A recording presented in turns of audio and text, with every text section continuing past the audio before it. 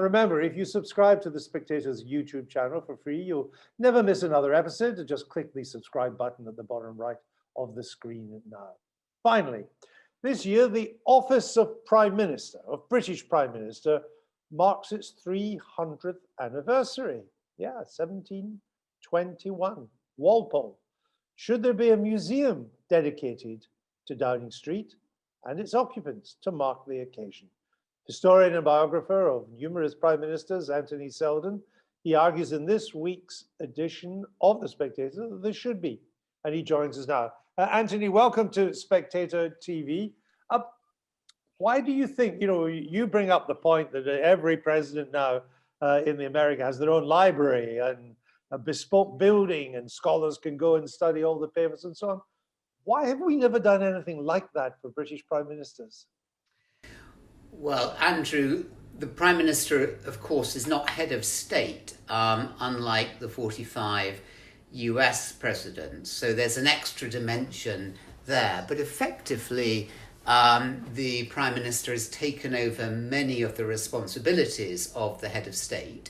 So when Robert Walpole, back in April 1721, was invited to be First Lord of the Treasury and Chancellor of the Exchequer, the office was combined at the time, he was in awe of George I, George II from 1727, and they were powerful people. So I think it's something about the fact that, America, there's more money, but there's also head of state. And I think we need to have more reverence and recognition of the importance of this office on this anniversary. If it's not done now, Andrew, when will it be done? I thought that your article in this week's Spectator, I thought was fascinating because you reminded us of the incredibly important decisions, not just for Britain, but for the whole world, that were taken in that cabinet room in 10 Downing Street with prime ministers chairing them. Decisions that in the end lost us the 13 colonies and led to the Declaration of Independence. Decisions to go to war against Germany in 1914, 1939. Huge global decisions, and yet we have no museum that deals with this. It is a remarkable gap, is it not? It is. I mean, it is the most famous address in the world.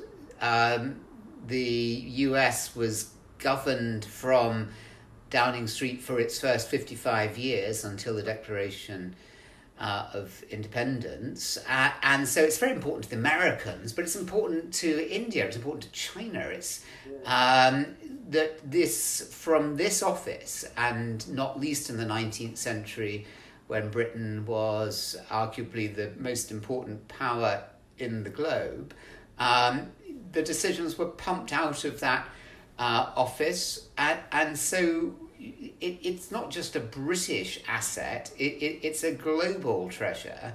And what's so funny is that, it's still being used as an office, and people who work in there are really pretty unaware of the history of it, which is exactly why I thought this would be a good idea.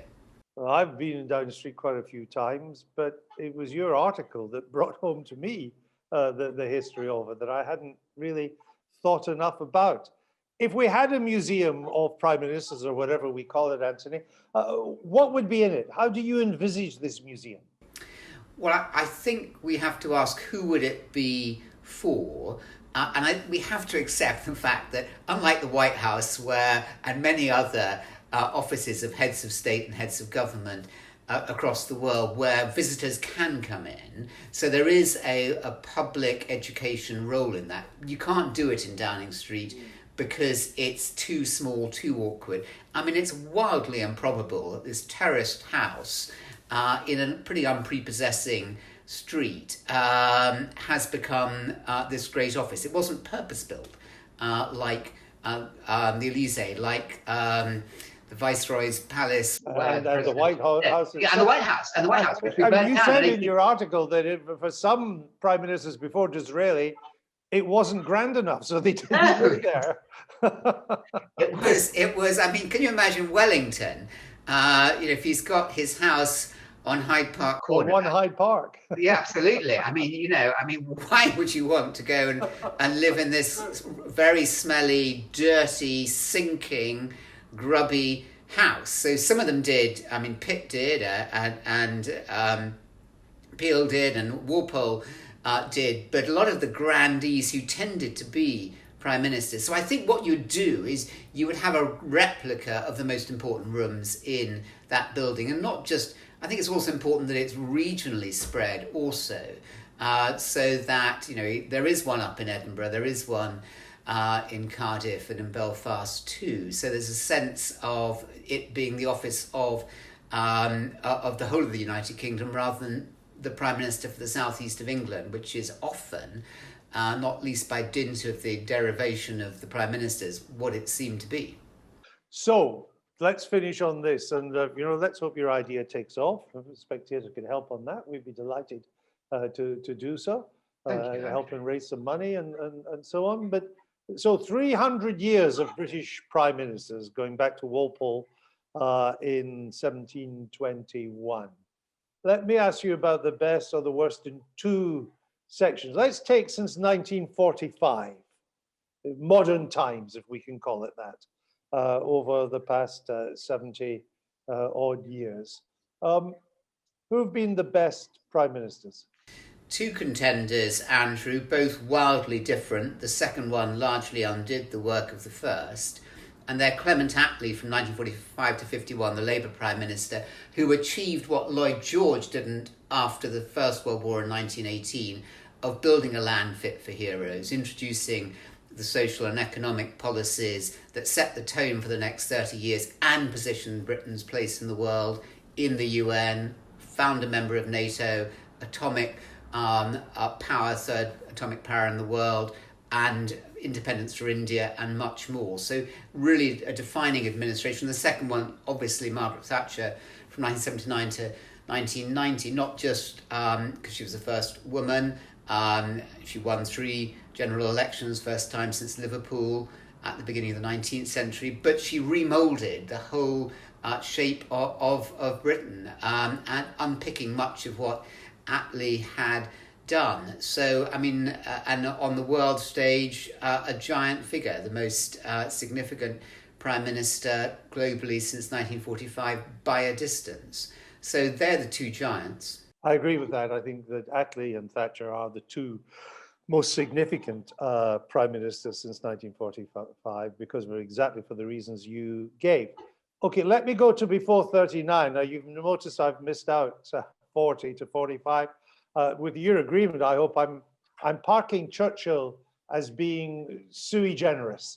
In Roy Jenkins' biography of him, despite being the huge admirer of Gladstone, he says he was the greatest prime minister. Let me park Churchill. Before 1939, who would you mark out as our greatest prime ministers? Well, I think Walpole, because he created the office, still the longest serving Prime Minister, Andrew, 21 years, and he so nearly got flipped out at different points. It was pretty tenuous, often his survival, not least when George I, his great patron, died. Then you go to Pitt, the younger, who really consolidated the office without Pitt being there for most of the time between 1783 and 1806, during the Revolutionary and Napoleonic Wars, holding the country together. And he took on foreign policy, as I understand it, which previously had really been the palace ran foreign policy. Absolutely. Wresting it out of the control of George III, who was a much more activist king than his George I and II. But he'd got his fingers so badly burnt on foreign policy with the American Civil War and the loss of the 13 colonies that he lost his confidence. And Pitt was supremely confident in directing that war, but consolidating the post. And then I think very briefly you have to go to Gladstone, because he shaped the premiership for the era of mass political parties and the beginning of the mass franchise, beginning programmatic politics, the idea that you put a program to the public in a general election.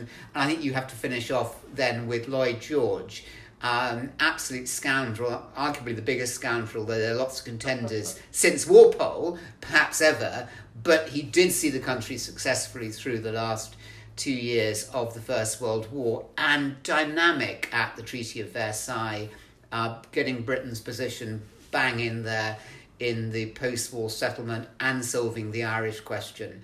The question, Andrew, is why there are so few great prime ministers compared to, say, German chancellors since 1945, or indeed US presidents. Many of them have disappointed. Indeed. There's good choices there, I think, Anthony. You've got a book coming out on British prime ministers, haven't you? In beginning of April with Cambridge, where I try to bring together, I wrote it during COVID, but really for 40 years I've been writing about prime ministers. So it was nice to be able to pull all that together and think, why has the office survived? Is it still the same office? Who are, exactly your question, who are the great ones and why are there not more? But also, how can we improve the office for the fourth century? And the title of your book? Impossible Office with a question mark. Impossible. Has it just become impossible to succeed? Anthony Seldon, thank you for your time today on Spectator TV. It's great to talk to you.